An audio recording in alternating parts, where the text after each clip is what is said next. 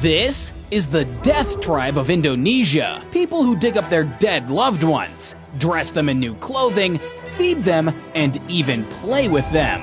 They do this every 3 to 5 years in what's considered the most expensive funeral in the world.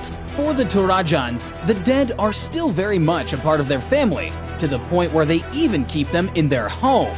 They are called tamakula, which means sick, and they are treated that way. When the person dies, they place them in their house until they decide when they should be buried, and a funeral must be done for them. Twice a day, the family brings them their favorite things like food, water, and cigarettes. They also speak to them. They ask them questions, and the tamakula respond in their dreams. Some family members will stay this way until the family has saved up enough money for their lavish funeral. This sometimes means living for a decade with a dead body in your house before it's finally ready to be placed in a cave. So, instead of saving for a wealthy life, they save a fortune for an elaborate death. It's common for families to save for years to send off their loved ones correctly. And by correctly, we mean spending upwards of $50,000 on buffalo to sacrifice. Buffalo are the key to the afterlife. Their life's purpose is to guard against the demons and dangers of the underworld.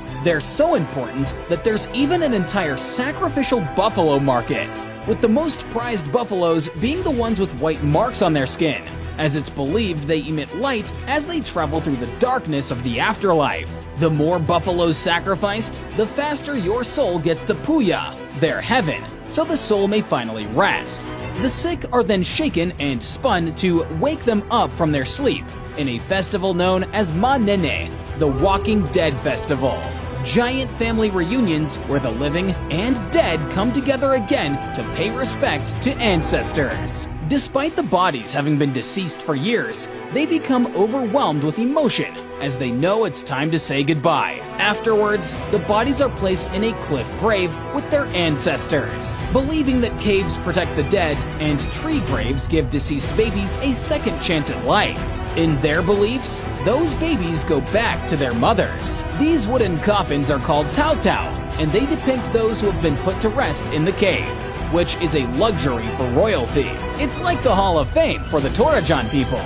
They believe that taking care of their ancestors will bring them fortune and luck.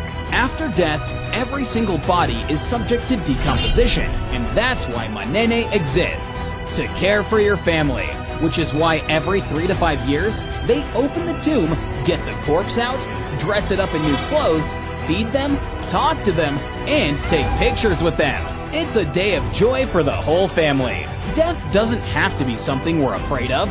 It can be embraced and celebrated.